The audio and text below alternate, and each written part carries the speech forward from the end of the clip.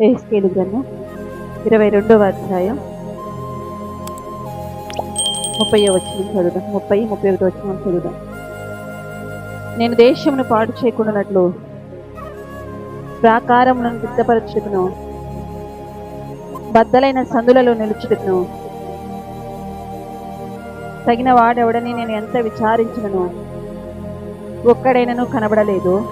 కావున నేను నా క్రోధమును వారి మీద కుమ్మరింతును, వారి ప్రవర్తన ఫలము వారి మీదికి రప్పించి నా ఉగ్రతాగ్ని చేత వారిని దహింతును. ఇదే ప్రభువైన యెహోవా వాక్కు. నేను ప్రార్థన చేసుకుని, పరిశుద్ధ గొప్ప తండ్రి స్తోత్రాలు. ఈ రాత్రి వాక్యం ద్వారా మాతో మాట్లాడండి నాయన. వాక్య స్వరూపేమి స్తోత్రాలు. మీరు మాట్లాడితే మేము ఉజ్జీవింపబడతామయ్యా. మీరు మాట్లాడితే మేము మేలు పొందుకుంటాం దేవా. ఈ రాత్రి ప్రభా చేరువచ్చిన నాతో మాతో మా అందరితో ప్రభా మీరు మాట్లాడి మహిమ పొందుకోమని మీకే సమస్త మహిమాగ్రంథ ప్రభావాలు చెల్లిస్తూ యేసునామములో అడిగి వేడుకొని ప్రార్థన చేస్తూ ఉన్నాము తండ్రి. ఆమేన్. మరొకసారి చూద్దాం ఈ వాక్య భాగం, అందరం కలిపి చదువుదాం. యెహెజ్కేలు గ్రంథం 22వ అధ్యాయం 30-31 వచనం చదువుదాం. నేను దేశమును పాడు చేయకున్నట్లు ప్రాకారాలు దిట్టపరచుటకును బద్దలైన సందులలో నిలుచుటకును తగిన వాడెవడని నేను ఎంత విచారించినను ఒక్కడైనను కనబడలేదు. కావున నేను నా క్రోధమును వారి మీద కుమ్మరింతును, వారి ప్రవర్తన ఫలము వారి మీదకి రప్పించి నా ఉగ్రతాగ్ని చేత వారిని దహింతును. ఇదే ప్రభువైన యెహోవా వాక్కు. దేవుడంట దేశాన్ని పాడు చేయకున్నట్లు ప్రాకారాలు దిట్టపరచడానికి, బండ సందుల్లో నిలవడానికి దేవుడంట దేశాన్ని పాడు చేయడానికి, లేదా ఒక పట్టణాన్ని లేకపోతే ఒక గ్రామాన్ని పాడు చేయడానికి వస్తుంటే ఆ దేవుడు కోపాగ్ని ఆ దేశం మీదకి కానీ లేకపోతే ఆ ప్రాంతం మీదకి కానీ రాకుండా ప్రాకారాలను దిట్టపరచడానికి కానీ బండ సందుల్లో ఉండి మూలగడానికి కానీ ఎవరైనా ఉంటారని వెతికితే ఒక్కరు కూడా కనబడలేదండి. కనబడకపోతే 31వ వచనం మనం చూస్తున్నాం. కావున నేను నా క్రోధమును వారి మీద కుమ్మరింతును, వారి ప్రవర్తన ఫలము వారి మీదకి రప్పించును. ఎవరు ఒక్కళ్ళు కూడా కనబడలేదు కాబట్టి నేనేం చేస్తానంటే నా క్రోధాన్ని, నా కోపాన్ని, లేకపోతే వాళ్ళు చేసిన పనుల యొక్క ప్రతిఫలాన్ని వాళ్ళ మీదకి నేను కుమ్మరిస్తాను. ఎవరైనా ఒక మనిషి ఉంటే నేను తప్పిద్దామనుకున్నా, ఆ దేశం మీద కావచ్చు, ఆ ప్రాంతం మీద కావచ్చు, ఆ కుటుంబం మీద కావచ్చు, లేకపోతే ఆ గ్రామం మీద కావచ్చు, ఓ దేవుని కోపము లేదా దేవుని ఉగ్రత ఆ ప్రాంతం మీదకి వస్తున్నప్పుడు ఎవరైనా వచ్చి ఒక్కళ్ళైనా అడ్డుపడతారని నేను చూస్తున్నాను. ఎవ్వరు కనబడకపోతే ఏం చేస్తానంటే నేను నా కోపాగ్నిని లేదా వారి యొక్క పనుల యొక్క ప్రతిఫలాన్ని వాళ్ళ మీద కుమ్మరిస్తానని దేవుని వాక్యం చెప్తుంది. కాబట్టి రక్షింపబడ్డటువంటి మనం ఏం చేయాలంటే మన కుటుంబాల మీదకి లేకపోతే మన గ్రామాల మీదకి మన దేశం మీదకి దేవుని కోపము దేవుని ఉగ్రత రాకుండా మనం ప్రాకారాలను దిట్టపరిచేవారిగా బండ సందుల్లో ఉండి మూలిగేవారిగా మనము ఉండాలి. బైబిల్ గ్రంథంలో అలా ఉండి బండ సందుల్లో నిలిచి లేదా ప్రాకారాలను దిట్టపరచడానికి నిలిచినటువంటి కొంతమంది భక్తుల జీవితాలను మనం చూద్దాం. వాళ్ళకిలాగా మనం కూడా మన ప్రాంతాల క్షేమం కొరకు ప్రార్థించేటువంటి వారిగా ఉండాలి. చూద్దాం. చూడండి, ఆదికాండం 18వ అధ్యాయం 32వ వచనం చూద్దాం. అతడు ప్రభువు కోపపడిన ఎడల నేను ఇంకొక మారు మాటలాడేదను, ఒకవేళ అక్కడ 10 మంది కనబడుదురేమో అనినప్పుడు ఆయన ఆ 10 మంది నీతిమంతులను బట్టి నాశనము చేయక ఉందువా అనను. మనకి 18వ అధ్యాయంలో అబ్రహాము చేస్తున్నటువంటి ప్రార్థన మనకి కనబడింది. దేవుని దూతలు అబ్రహాము దగ్గరకు వచ్చి సొదొమ గొమొర్రా పట్టణం గురించి అబ్రహాముతో చెప్పినప్పుడు అబ్రహాము దేవుని సన్నిధిలో నుంచి ప్రార్థన చేస్తున్నాడు. అయ్యా, 50 మంది నీతిమంతులు సొదొమ గొమొర్రా పట్టణంలో ఉంటే నువ్వు ఆ పట్టణాన్ని రక్షిస్తావంటే 50 మంది లేరు. సరే, 45 మంది ఉంటే ఆ ప్రాంతాన్ని రక్షిస్తావా ప్రభు అంటే 45 మంది లేరు. 40 మంది ఉంటే రక్షిస్తావా ప్రభు అంటే 40 మంది లేరు. 30 మంది చూస్తే లేరు. 20 మంది చూస్తే లేరు. చివరికి అయ్యా ఒక 10 మంది అన్నా ఉంటే ఆ పట్టణాన్ని రక్షించాయా. దేవుడు చెప్పాడు, అగ్ని గంధకాలు నేను సొదొమ గొమొర్రా పట్టణం మీద కుమ్మరించబోతున్నానని ఎప్పుడైతే అబ్రహాముతో చెప్పాడో అబ్రహాము దేవుని సన్నిధిలోకి వెళ్ళి మొరపెడుతున్నాడు, బ్రతిమలాడుతున్నాడు. అయ్యా ఒక్కసారి జ్ఞాపకం చేసి నేను ధూళినయ్యా, దుమ్మునయ్యా, నేను మాట్లాడుతున్నా, అయినా నాకు శక్తి లేదు, కానీ మాట్లాడటానికి నేను తెగించి మాట్లాడుతున్నాను. ఎందుకంటే ఆ పట్టణాన్ని నువ్వు రక్షిస్తాను. 50 మంది ఉన్నా, 40 మంది ఉన్నా, 30 మంది ఉన్నా, చివరికి 10 మంది ఉన్నా ఆ పట్టణాన్ని రక్షించు ప్రభు అని చెప్పి అబ్రహాం ఏం చేస్తున్నాడు, ఆ సొదొమ గొమొర్రా పట్టణం కొరకు దేవుని సన్నిధిలో బ్రతిమలాడుతున్నాడు. దేవుడేమో తన ఉగ్రతను సొదొమ మీదకి కుమ్మరించడానికి తీసుకొచ్చాడు. కానీ అబ్రహాం ఏం చేస్తున్నాడంటే ఆ బండ సందుల్లో నిలిచి ప్రార్థన చేస్తున్నాడు, ప్రభా అయ్యా ఒక్కసారి నువ్వు ఆ ప్రాంతాన్ని జ్ఞాపకం చేసుకో. ఆ ప్రాంతంలో ఎవరున్నారు? లోతున్నాడయ్యా, నాతో పాటు వచ్చాడు, నువ్వే నాకు దర్శనం ఇచ్చావు, నువ్వే నాకు పిలిపించావు, కానీ నాతో పాటు నా వెంటబడి ఎవరు వచ్చారంటే లోతు వచ్చాడయ్యా. లోతు కుటుంబం ఉంది. ఒక్కసారి ఆ ప్రాంతాన్ని జ్ఞాపకం చేసుకో, ఆ పట్టణానికి జ్ఞాపకం చేసుకొని అబ్రహాం ఏం చేస్తాడంటే దేవుని సన్నిధిలో బ్రతిమలాడుతాడు. దేవుడు తన ఉగ్రతను మోసుకొని వచ్చినప్పుడు అబ్రహాం ఎప్పుడైతే దేవుని సన్నిధిలో బ్రతిమలాడుతూ ఉన్నాడో దేవుడు ఏం చేశాడంటే ఆ సొదొమ గొమొర్రా పట్టణం మీద తన ఉగ్రతను కుమ్మరించడానికి ఆలస్యం చేస్తా ఉన్నాడు. దేవుడు ఈ లోతు అబ్రహామును విడిచిపోయి వెళ్ళినట్లుగా మనం చూద్దాం రండి. 13వ అధ్యాయం, ఆదికాండం 13వ అధ్యాయం 12వ వచనం నుంచి చదువుదాం. అబ్రహాము కానాన్లో నివసించెను. లోతు ఆ మైదానమందున్న పట్టణము గల ప్రదేశములలో కాపురముండి సొదొమ దగ్గర తన గుడారం వేసుకొనెను. సొదొమ మనుషులు దుష్టులను యెహోవా దృష్టికి బహుపాపులనై ఉండిరి. లోతు అబ్రహామును విడిచి పోయిన తరువాత యెహోవా, ఇదిగో నీ కన్నులెత్తి నీవున్న చోటు నుండి ఉత్తరపు తట్టు, దక్షిణపు తట్టు, తూర్పు తట్టు, పరమణ తట్టును చూడు. ఈ లోతు అబ్రహాంతో పాటే వచ్చాడు. కానీ కొన్ని దినాలైన తర్వాత వాళ్ళ పశు సంపద విస్తరించిన తర్వాత ఇద్దరి మధ్య కలహాలు రాబోతాయి అని ముందుగా నేరుగా అబ్రహాం అంటున్నాడు, నీ పశువుల కాపర్లకు నా పశువుల కాపర్లకు కలహాలు వస్తాయి, మన మధ్య కలహాలు ఉండకూడదు, కాబట్టి సమాధానంగానే మనము చెరొక చోట ఉన్నామంటే అబ్రహాం ఏం చేస్తున్నాడంటే ఈ లోతు అబ్రహాంను విడిచిపెట్టి ఎక్కడికంటే సొదొమ గొమొర్రా ప్రాంతం వైపు వెళ్ళిపోయాడు. ఆ సొదొమ గొమొర్రా ప్రాంతం మైదానంలో కొంచెం దూరంగా, ఆ పట్టణానికి దూరంగా అంట లోతు తన నివాస స్థలాన్ని ఏర్పడుతున్నాడు. అబ్రహామును విడిచి వెళ్ళిపోయాడు. అబ్రహామును విడిచి దూరంగా వెళ్ళిపోయినటువంటి లోతు కోసం అబ్రహాం ఏం చేస్తున్నాడంటే దేవుని సన్నిధిలో బ్రతిమలాడుతున్న బండ సందుల్లో ఉండి మూలిగేటువంటి వ్యక్తిగా అబ్రహామును చూస్తున్నాడు. మొదట లోతు ఎక్కడ ఏర్పడుతుందంటే ఇదిని సొదొమ గొమొర్రా ప్రాంతానికి దూరంగా వేస్తున్నాడు. తర్వాత చదువుతాను చూడండి. ఆదికాండం 14వ అధ్యాయం 12వ వచనం చదువుతాం. మరియు అబ్రహాము సహోదరుని కుమారుడైన లోతు సొదొమలో కాపురముండెను. ఫస్ట్ ఏమో ఎక్కడ వేస్తున్నాడు? లోతు తన నివాస స్థలాన్ని సొదొమకు దూరంగా వేస్తున్నాడు. సొదొమ మనుషులు దుష్టులని తెలుసు, వాళ్ళు దుర్మార్గంగా ప్రవర్తిస్తూ దేవునికి అసహ్యకరంగా ప్రవర్తిస్తున్నారని లోతుకు తెలిసి కూడా లోతు ఏం చేస్తున్నాడంటే దూరంగా ఉన్న ఇంటిని ఎక్కడ తెచ్చిపెట్టాడంటే మళ్ళా సొదొమ పట్టణంలోకి తీసుకొచ్చి పెట్టాడు. ఊరు చివరి నీళ్లు కాస్త ఎక్కడ తెచ్చాడు? ఊరు మధ్యలోకి తీసుకొచ్చాడు. ఆ ప్రాంత ప్రజలతో కలిసిపోయాడు. ఇప్పుడు చదువుతాను చూడండి. 19వ అధ్యాయం 1వ వచనం చదువుతాం. ఆదికాండం 19వ అధ్యాయం 1వ వచనం. ఆయన సాయంకాలమున ఇద్దరు దేవదూతలు సొదొమ చేరినప్పటికీ లోతు సొదొమ గవని యొద్ద కూర్చుండి, నేను ఇప్పుడు ఎక్కడున్నాడంటే లోతు సొదొమ గొమొర్రా గవిని దగ్గర కూర్చున్నాడు. పెద్ద మనుషులు కూర్చున్నటువంటి, లేదా ఆ గ్రామంలో పుట్టి పెరిగి ఒక ప్రఖ్యాత కలిగినటువంటి, లేదా ఒక స్థిర ఆస్తులు కలిగినటువంటి వ్యక్తులు, గొప్ప వ్యక్తులు కూర్చున్నటువంటి స్థలంలోకి లోతు వెళ్ళిపోయి అందరు గవిని దగ్గర ఏం చేస్తారు? ఒక పెద్ద రచ్చబండ ఉందనుకోండి, అక్కడ కూర్చొని ఊర్లో సంగతులన్నీ చర్చిస్తా ఊర్లో ఉన్న విషయాలన్నిటి గురించి మాట్లాడుకుంటా ఉంటారు. ఇక లోతు ఎక్కడికి చేరాడంటే ఆ మాటలన్నీ మాట్లాడుకునేటువంటి స్థలంలోకి వెళ్ళిపోయాడు. అబ్రహామును విడిచి వెళ్ళిపోయాడు. లోతు సొదొమ గొమొర్రా పట్టణంలో ఉన్నాడు. తర్వాత గవిని దగ్గరికి వెళ్ళి, ఈ లోతుకేమో దేవుని భయం లేదు, దేవునికి విడిచి అబ్రహామును విడిచి దేవునికి దూరంగా వెళ్ళిపోతున్నా.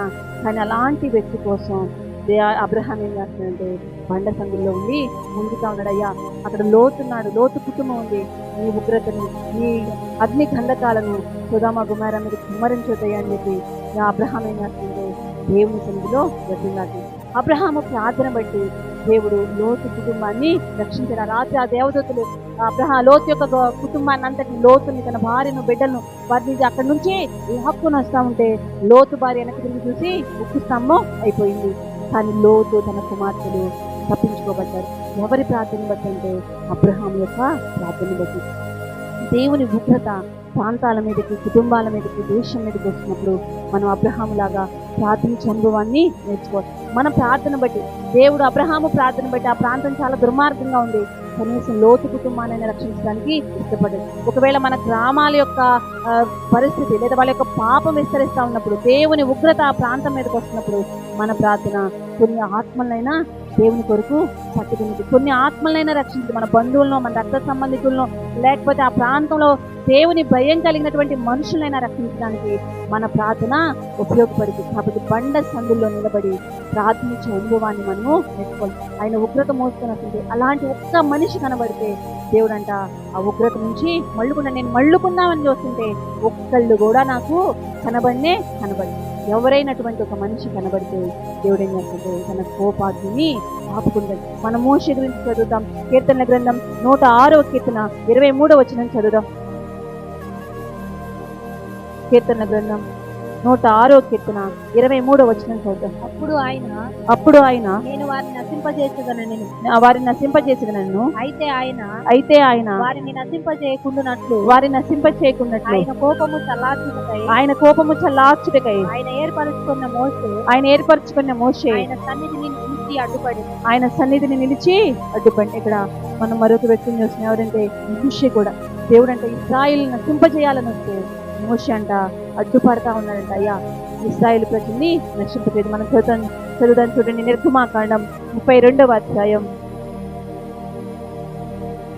నిర్గమాకాండం 32వ అధ్యాయం 31వ వచనం నుంచి చదువుదాం. అప్పుడు మోషే యెహోవా యొద్దకు తిరిగి వెళ్ళి అయ్యో ఈ ప్రజలు గొప్ప పాపము చేసిరి. వారు బంగారు దేవతను తమ కొరకు చేసుకొనిరి. అయ్యో నీవు వారి పాపమును ఒకవేళ పరిహరించుదువా? లేని ఎడల నీవు రాసిన నీ గ్రంథములో నుండి నా పేరు తుడిచివేయమని బ్రతిమాలు కొనుచున్నాను అనెను. అందుకు యెహోవా ఎవడు నా ఎదుట పాపము చేసెనో వాని నా గ్రంథంలో నుండి తుడిచివేసి. ఇక్కడ మోషే ప్రార్థన చేస్తున్నారు దేవునికి. అయ్యా ఇశ్రాయేలు మీద దేవుని ఉగ్రత, దేవుని కోపం వస్తుంది. ఎందుకంటే వాళ్ళు దేవుణ్ణి విడిచిపెట్టి ఒక దూడం చేసుకుని మమ్మల్ని ఐగుప్తు నుంచి తీసుకొచ్చింది ఈ దూడే, మాకు ముందు నడిపించింది ఈ దూడే అని చెప్పి ఆ దూడకు విందు చేస్తా, వాళ్ళ ఉత్సవాన్ని చేస్తా, పండుగ చేస్తా ఉంటే దేవుని కోపం ఇశ్రాయేలు మీదకి తగులుకుంది. నేను కదా ఐగుప్తులో 10 రకాలైనటువంటి తెగుళ్లను ఐగుప్తు ప్రజలకు చూపించి ఇశ్రాయేలు ప్రజలను కాపాడి ఐగుప్తు నుంచి నేను విడిపించాను. వాళ్ళ ముందు ఎర్ర సముద్రం ఎదురొస్తే నేను దాన్ని పాయలు చేశాను. ఎంతగా వాళ్ళని నేను నడిపించాను. కానీ ఈరోజు నన్నే వాళ్ళు విడిచి మర్చిపోయారని దేవుని కోపం ఇశ్రాయేలు మీదకి తగులుకుంది. అప్పుడు మోషే దేవుని కింద ప్రార్థన చేస్తాడు. అయ్యా వాళ్ళ పాపాన్ని పరిహరించు, లేకపోతే జీవ గ్రంథంలో నుంచి నా పేరు తీసివేయ్యా అని చెప్పి మోషే దేవుని కింద ప్రార్థన చేస్తాడు. ఆ ఇశ్రాయేలీలకు దేవునికి మధ్య ఎవరు నిలిచారంటే మోషే నిలిచాడు.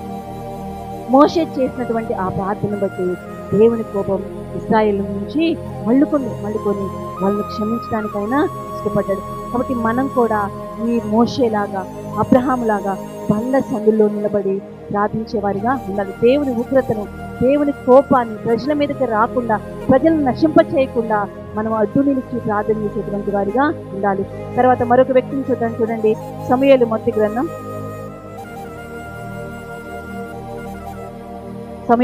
గ్రంథం 7వ అధ్యాయం 5వ వచనం చదువు. అంతటి సమూయేలు ఇశ్రాయేలీయులందరినీ మిస్పాకు పిలువనప్పుడు నేను మీ పక్షమున యెహోవాకు ప్రార్థన చేతును చెప్పగా వారు మిస్పాలో కూడుకొని నీళ్లు చేది యెహోవా సన్నిధిని కుమ్మరించి ఆ దినము ఉపవాసం ఉండి యెహోవా దృష్టికి మేము పాపాత్ములమని ఒప్పుకొనిరి. మిస్పాలో సమూయేలు ఇశ్రాయేలీయులకు న్యాయము తీర్చుచు ఇక్కడ సమూయేలు చేస్తున్నటువంటి ప్రార్థన మనకి కనబడి ఇశ్రాయేలీలందరినీ మిస్పాలోకి పిలవనంపండి. నేను మీ పక్షంగా ఏం చేస్తానంటే ప్రార్థన చేస్తాను. నేను మీ పక్షంగా యెహోవాకు ప్రార్థన చేస్తాను. ఎప్పుడైతే సమూయేలు ఇశ్రాయేలీల పక్షంగా ప్రార్థన చేస్తున్నాడో అప్పుడు ఇశ్రాయేలీలు మరణ భయంతో ఉన్నారు. ఫిలిష్తీయులు వాళ్ళ మీద యుద్ధానికి వచ్చారని ఇశ్రాయేలీలందరూ భయంతో వణుకుతూ ఉన్నారు. అలాంటి పరిస్థితులు ఎప్పుడైతే సమూయేలు వాళ్ళ కోసం ప్రార్థన చేస్తాడో దేవుని ధైర్యాన్ని, దేవుని యొక్క శక్తిని వాళ్ళు పొందుతున్నారు. దేవుని యొక్క ఉగ్రత ఇశ్రాయేలీల మీదకి రాకుండా, ఫిలిష్తీయులు ఇశ్రాయేలీని నశింప చేయకుండా దేవుని కోపం అనేది వాళ్ళ మీద నుంచి మళ్ళుతుంది. సమూయేలు ఎప్పుడైతే ప్రార్థన చేశాడో అప్పుడంట ఉన్నటువంటి ఇశ్రాయేలీలందరూ కూడా దేవుని సన్నిధిలో ప్రార్థన చేస్తా ఉన్నారు. 6వ వచనం చదువుదాం. వారు మిస్పాలో కూడుకొని నీళ్లు చేది యెహోవా సన్నిధిని కుమ్మరించి ఆ దినమున ఉపవాసం ఉండి యెహోవా దృష్టికి మేము పాపాత్ములమని ఒప్పుకుంది. ఎప్పుడైతే సమూయేలు ఇశ్రాయేలు కోసం ప్రార్థన చేశాడో వెంటనే ఈ ఇశ్రాయేలీలందరూ ప్రార్థన చేస్తారు, అయ్యా మేము పాపాత్ములు, మేము యెహోవా దృష్టికి విరోధంగా పాపం చేశాం కాబట్టి మమ్మల్ని క్షమించు ప్రభు అని చెప్పి ఇశ్రాయేలీలందరూ దేవుని సన్నిధిలో ప్రార్థన చేస్తారు. ఒక సమూయేలు ప్రార్థన ఇశ్రాయేలీలకు ఏంటంటే గొప్ప విడుదలను కలుగజేస్తుంది. ఇంకా సమూయేలు ఒక మాట చెప్తాడు. 12వ అధ్యాయం 23వ వచనం చదువుదాం చూడండి. నా మట్టుకు నేను మీ నిమిత్తం ప్రార్థన చేయుట మానుట వలన యెహోవాకు విరోధముగా పాపము చేసిన వాడనగు యెహోవాకు విరోధముగా పాపం చేసిన వాడినగును అది నాకు దూరమగును గాక. కానీ శ్రేష్టమైన చక్కని మార్గమును నీకు బోధించును. సమూయేలు చెప్తున్నాడు, నేను నా మటుకు నేను మీ అందరి కోసం ప్రార్థన చేస్తాను, మీకోసం నేను ప్రార్థన చేయకపోతే నేనేం చేసేవాడిని అవుతానంటే పాపము చేసిన వాడిని అగుతాను. మనం అలా బండ సందుల్లో ఉండి దేవుని ఉగ్రత ప్రజల మీదకి రాకుండా మనం అడ్డు నిలవకపోతే మనం పాపం చేసినటువంటి వారిని అవుతాం. దేవుని కోపాన్ని ప్రజల మీదకి మనమే అనుమతించిన వారమే అవుతాం. కాబట్టి రక్షింపబడ్డటువంటి మనం ఏం చేయాలంటే అడ్డు నిలిచి ప్రార్థన చేసే అనుభవాన్ని నేర్చుకోవాలి. ఎవరికైనా నశింపు కలుగుతుంది, లేకపోతే దేవుని కోపం ఆ కుటుంబం మీదకి వస్తుంది, వాళ్ళ మీదకి మరణదూత సంహరిస్తుంది, లేకపోతే ఆ కుటుంబం మీద చీకటి పని చేస్తుంది మనకు తెలిసినప్పుడు మనం ఆ కుటుంబం కోసం ఏం చేయాలంటే భారం కలిగి ప్రార్థన చేయాలి. వాళ్ళ పాపాలు ఒప్పుకోవాలయ్యా, వాళ్ళు తెలుసో తెలియకో చేశారు, వారి పాపాలు క్షమించండి ప్రభు, వారి పాపాలు నేను ఒప్పుకుంటున్నానయ్యని దేవుని సన్నిధిలో మనము ప్రార్థన చేయాలి. అది అడ్డు నిలిచి ప్రార్థన చేసేటువంటి అనుభవం. మోషే అలా ప్రార్థన చేశాడు, అందుకు ఇశ్రాయేలందరికీ క్షేమము కలిగింది. అబ్రహాము ప్రార్థన చేశాడు, సొదొమ పట్టణంలో ఉన్నటువంటి లోతు కుటుంబం రక్షింపబడింది. తర్వాత సమూయేలు ప్రార్థన చేస్తున్నాడు, అలా సమూయేలు ప్రార్థన ఇశ్రాయేలు గొప్ప కాపుదలగా ఉంది. మరొక మాట చదువుదాం చూడండి సమూయేలు గురించి.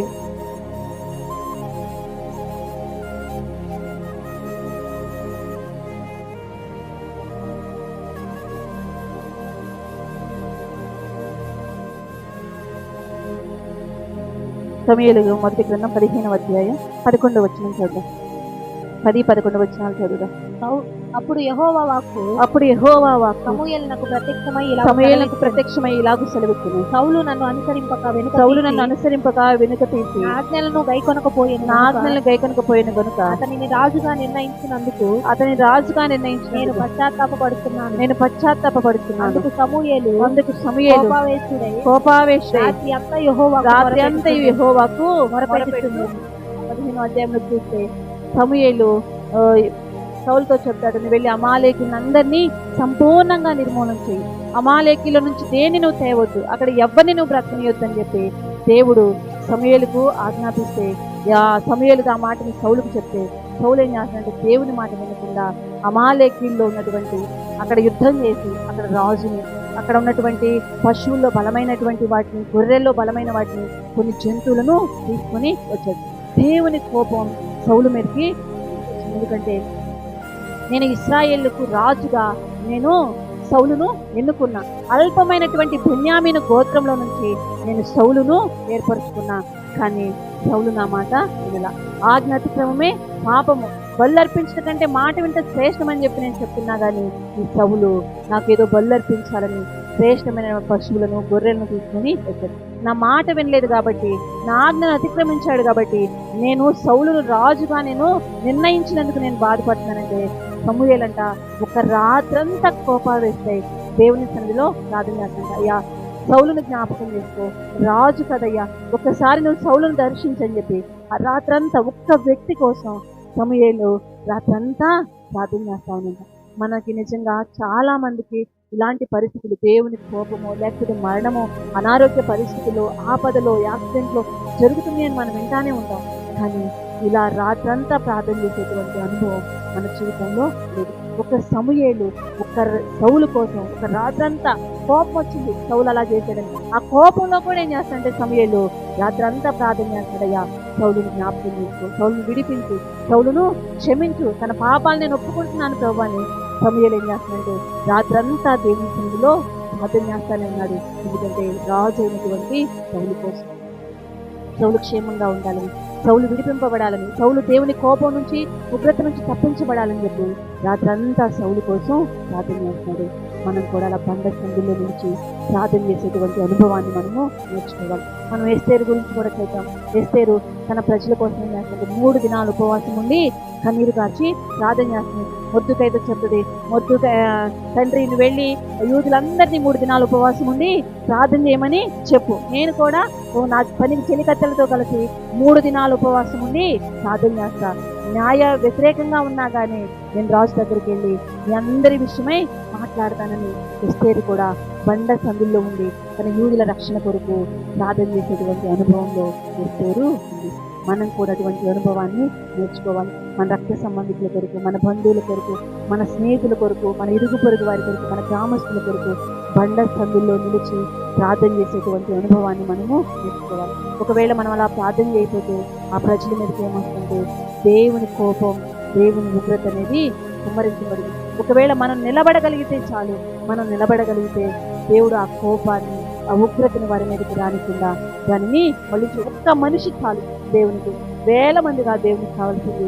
అలా నిలబడగలిగినటువంటి ఒక్క మనిషి దేవుని చేతిలో బలమైన పాత్రగా వాడబడతారు.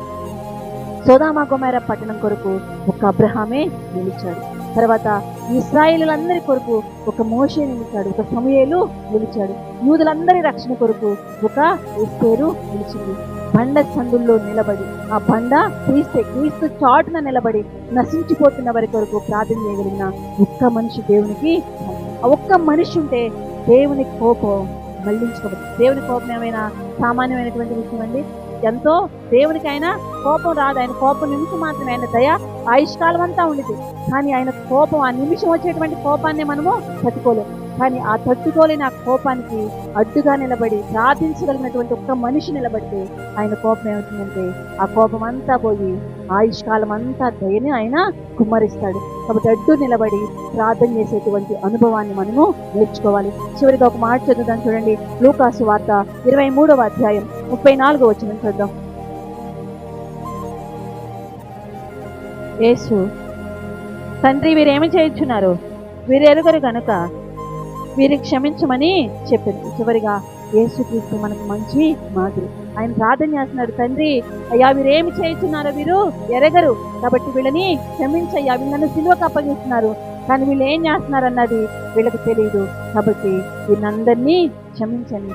యేసుక్రీస్తు సిలువకు వెళుతూ కూడా చేసినటువంటి ప్రార్థన, సర్వ మానవాళి కొరకు ఆయన ప్రార్థన చేస్తున్నాడు. అయ్యా వీరేమి చేస్తున్నారు, వీరు ఎరగరు ప్రభా, ఇశ్రాయేలీయులు ఎరగరు నాయన, కాబట్టి వీరిని క్షమించు ప్రభా అని చెప్పి యేసుక్రీస్తు కూడా మన కొరకు బండ సందుల్లో నిలబడి ప్రార్థన చేస్తున్నాడు. ఒకవేళ యేసుక్రీస్తు అటువంటి ప్రార్థనే మనకి చేయకపోతే తండ్రి కోపము లేదా తండ్రి ఉగ్రత మన మీదకి బహుబలంగా ఇశ్రాయేలీయుల మీదకి, ప్రజల మీదకి వస్తుంది. కానీ యేసుక్రీస్తు ఏం చేస్తాడంటే ఆ బండ సందులో నిలబడి, తండ్రి వీరేం చేస్తున్నారో ఎరగరయ్యా, వీళ్ళను కొరడాలతో కొడుతున్నా వీళ్ళని క్షమించు, నా గడ్డాన్ని పెరిగి వేస్తున్నా వీళ్ళని క్షమించు, నా తలను ముళ్ళ కిరీటానికి అప్పగించిన వీళ్ళని క్షమించయ్యా, వీళ్ళు ఏం చేస్తున్నారో వీళ్ళకి తెలియదు, కాబట్టి వీళ్ళని క్షమించని యేసుక్రీస్తు ఏం చేస్తున్నాడంటే మన పక్షంగా ఆయన తండ్రికి విజ్ఞాపన చేస్తున్నాడు.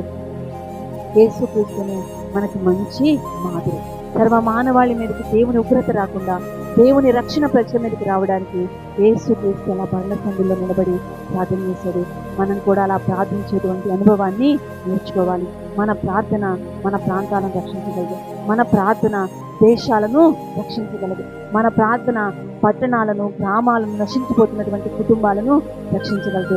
మన ప్రార్థనకి అంత శక్తిని దేవుడు ఇచ్చాడు. అది మన గొప్పతనం కాదు, కానీ ఆయన నామం పేరిట మనం చేస్తున్నటువంటి ఆ ప్రార్థనకు దేవుడు అంత గొప్ప శక్తిని ఇచ్చాడు.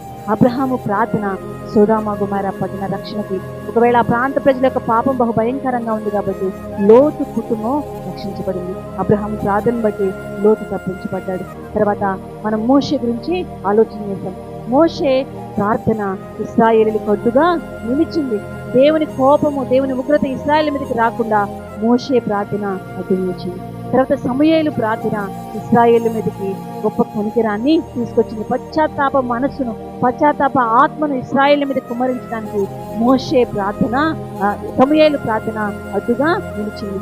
ఎస్తేరు తన ప్రజల రక్షణ కొరకు ఉపవాసం ఉండి ప్రార్థన చేసింది. వీరందరికన్నా ముఖ్యంగా యేసుక్రీస్తు మనందరి కొరకు ఇంకా తండ్రి కుడి పార్శ్వాన కూర్చొని విజ్ఞాపన చేస్తున్నాడు. అంత మాత్రం కాదు, సిలువకు వెళ్ళబోయేటప్పుడు కూడా ఆయనకు ప్రార్థన చేస్తున్నాడు, తండ్రి వీరేమి చేస్తున్నారు, వీరెరుగరు కనుక వీరిని క్షమించయ్యని యేసుక్రీస్తు మనందరి కొరకు ప్రార్థన చేస్తున్నాడు. కాబట్టి అలా అడ్డు నిలిచి ప్రార్థన చేసే అనుభవాన్ని మనము నేర్చుకోవాలి. మరొకసారి చివరిగా ఆ మాట మనం చదువుకున్నటువంటి మొదటి మూల పాఠం చదువుకున్నాం రండి. యెహెజ్కేలు గ్రంథం 22వ అధ్యాయం 30-31 వచనాలు చదువుదాం.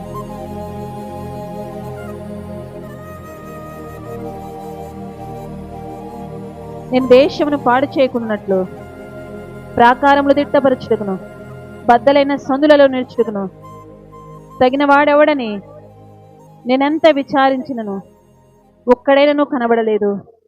కావున నేను నా క్రోధమును వారి మీద కుమ్మరింతును, వారి ప్రవర్తన ఫలము వారి మీదకి రప్పించి నా ఉగ్రత అగ్ని చేత వారిని దహింతును. ఇదే ప్రభువైన యెహోవా. నేను దేశాన్ని పాడు చేయకుండా ఉండాలి అంటే ఒక్కళ్ళు నిలబడాలి. ఎవరంటే బండ సందుల్లో నిలబడి ప్రాకారాలు తిట్టపరచగలిగిన ఆ ఒక్క వ్యక్తి ఉంటే చాలు, నేను ఆ గ్రామాన్ని, ఆ పట్టణాన్ని, ఆ దేశాన్ని రక్షిస్తానని దేవుని వాక్యం చెప్తుంది. అలా బండ సందుల్లో నిలబడి ప్రార్థన చేసేటువంటి అనుభవాన్ని మనము నేర్చుకోవాలి. ఒక గ్రామంలోనంట ఒక విధవరాలునంట. ఆ విధవరాలి వాక్యాన్ని విని ప్రార్థన చేస్తా ఉందంట. అయ్యా, తనకి ఎవరూ లేరంట. ఒక చిన్న పూరి గుడిసుంటే ఆ పూరి గుడిసెలో కూర్చొని ప్రార్థన చేస్తా ఉందంట. అయ్యా, దీని ఒక్క మనిషి చాలు, ఒక్క మనిషిని బట్టి నువ్వు ఈ ప్రాంతాన్ని, గ్రామాన్ని రక్షిస్తున్నావని చెప్పి అయ్యా దేవుని వాక్యం చెప్తుందని సావుకులు చెప్పారు. నేను ప్రార్థన చేస్తున్నాను ప్రభా, నా గ్రామాన్ని రక్షించని ఆ ఒక్క మొసలి విధవరాలు ఆ చిన్న గుడిసెలో కూర్చొని ప్రతిరోజు ప్రార్థన చేసేదంట. ఉపవాసం ఉండగలిగినప్పుడల్లా ఉపవాసం ఉండేదంట. ప్రార్థించగలిగినప్పుడల్లా ప్రార్థిస్తా. ఇంకా ఆమెకు ఒకటే ప్రార్థన, అయ్యా నా ప్రార్థన ఆలకించు, నా గ్రామాన్ని రక్షించు, నా గ్రామం మీదకి ఉగ్రత రానియొద్దు ప్రభాని ఆ ఒక్క ప్రార్థన ప్రతిరోజు చేస్తూ ఉండేదంట. ఆ గ్రామంలో చాలా భయంకరమైనటువంటి వ్యభిచారం, భయంకరమైనటువంటి త్రాగుడు, భయంకరమైనటువంటి వ్యసనాలు ఆ గ్రామం నిండా ఉండేంట. సేవకుడు వచ్చి ఎంతగా ప్రతి దినము చెప్తా ఉండేవాడంట, మీరు ఇలా ఉండకూడదు, ఇలా వ్యభిచారం చేయకూడదు, ఇలా దొంగతనాలు చేయకూడదు, మోసం చేయకూడదు, ఇలా త్రాగుల్లోకి మీరు వెళ్ళిపోకూడదని ఎంతగా సేవకుడు సువార్తను ప్రకటిస్తున్నా కానీ ప్రజలు మార్పులోనికి రావట్లేదంట.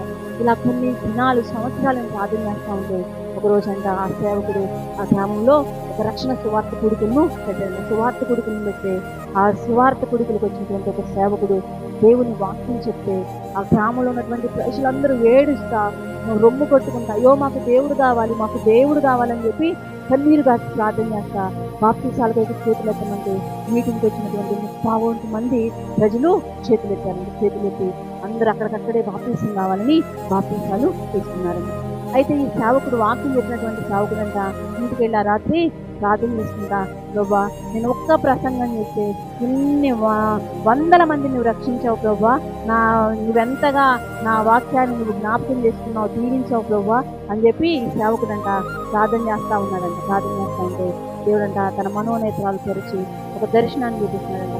ఒక చిన్న పూరి గుడిసెలో ఒక విధవరాలు, పక్క చిక్కిపోయినటువంటి విధవరాలు ప్రతిరోజు ఒకటే ప్రార్థన చేస్తుంటాయా, నా గ్రామాన్ని రక్షించు, నా గ్రామాన్ని రక్షించు, నా గ్రామాన్ని రక్షించు, ఇక్కడ తాగుబోతులు ఉన్నారయ్యా, పాపంలో ఉన్న వాళ్ళు ఉన్నారు, నా ప్రజలను రక్షించని ఆమె కారుస్తున్నటువంటి కన్నీటిని చూపించి అప్పుడు దేవుడు ఆ సేవకుడిని చెప్పాడంట, నీ ప్రసంగానికి కాదు నేను ఈ ప్రజలను రక్షించింది, అదిగో ఆ విధవరాలి కన్నీటిని నేను జ్ఞాపకం చేసుకుని ఈ దినాన నేను గ్రామాన్ని అంతటి రక్షణలోకి నడిపించాను. ఆ విధవరాలి ప్రార్థన గ్రామాన్ని పట్టుకుందని చెప్పి ఆ దైవజనుడితో, ఆ సేవకుడు ఆ దైవజనుడితో దేవుడు చెప్పాడంట. ఆ ఒక్క స్త్రీ ప్రార్థన ఆ గ్రామాన్ని రక్షిస్తుంది. దేవుని కొరకు నిలబడి బండ సందుల్లో ఉండి మూలిగి ప్రార్థన చేసి ఒక్క మనిషి దేవునికి చాలు. ఒకవేళ మనం శారీరకంగా బలహీనంగా కలిగిన వాళ్ళమైనా, మనం ఒకవేళ మనకి జ్ఞానం లేకపోయినా, తెలివి లేకపోయినా, బలం లేకపోయినా, గొప్ప గొప్ప మాటలతో ప్రార్థించేంత టాలెంట్ మనకు లేకపోయినా, కానీ దేవుని సందులో కన్నీరు కాచి బండ సందుల్లో నిలబడి ప్రార్థించే అనుభవం మనం నేర్చుకుంటే మన గ్రామాలను, పట్టణాలను, కుటుంబాలను, దేశాన్ని దేవుని కొరకు పట్టుకోగలం. దేవుని కోపం, దేవుని ఉగ్రత ప్రజల మీదకి రాకుండా మనం అడ్డుగా నిలబడగలం. ఒకవేళ అడ్డుగా నిలిచినటువంటి మనల్ని దేవుడు విడిచిపెట్టడు. మోషేని దేవుడు విడిచిపెట్టాడా? విడిచిపెట్టలా. సమూయేలుని దేవుడు విడిచిపెట్టాడా? విడిచిపెట్టలా. మనం సమూయేలు మనవళ్ళ గురించి అంతకుముందు కీర్తన భాగంలో చెప్పుకున్నాం. హేమాను గురించి వారి తరాలన్నీ దీవించబడ్డాయి.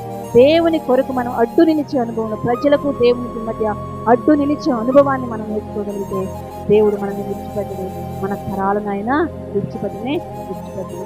కాబట్టి అలా అడ్డు నిలిచి బండ సందులో ఉండి మూలికి ప్రార్థన చేసేటువంటి అనుభవాన్ని మనం నేర్చుకోవాలి. అటువంటి భారాన్ని మనము పొందుకోవాలి. అదేం ఊరక రాదు. దేవుని సంఘంలో అడగాలి, ప్రభా నాకు నశించిపోయే ఆత్మలకు వచ్చిన భారం అయ్యా, ఈ గ్రామానికి వచ్చిన భారం ఈ ప్రభా, ఇదిగో నా బంధువులు రక్త సంబంధికులకు వచ్చిన భారం నాకు ఇవ్వండి ప్రభా అని ఎప్పుడైతే మనం ఆ భారాన్ని పొందుకొని ప్రార్థన చేస్తామో, ఆ భారంతో ప్రార్థన చేసినప్పుడే దేవుని కార్యాన్ని మనము చూడగలుగుతాం. కాబట్టి దేవుని సన్నిధిలో ఆ భారం కొరకు ప్రార్థన చేద్దాం. భారం కలిగిన వారమై అడ్డు నిలబడి లేకపోతే బండ సందుల్లో నిలబడి ప్రార్థన చేసేటువంటి అనుభవాన్ని మనము నేర్చుకుందాం. మనం కూడా మన తరంలో ఒక సమూయేలు లాగా, ఒక అబ్రహాము లాగా, ఒక ఎస్తేరు లాగా మనం మార్చబడాలి. ఒకవేళ మనమంతా శారీరకంగా బలహీనమే కావచ్చు, కానీ దేవుడు బలమైనటువంటి దేవుడు. మనల్ని అడ్డు నిలబడే అనుభవాన్ని మనం ఇష్టపడితే ఆయన మనల్ని వాడుకునేటువంటి దేవుడు. కాబట్టి అందరము మోకరించి ప్రార్థన చేసుకుంటాం.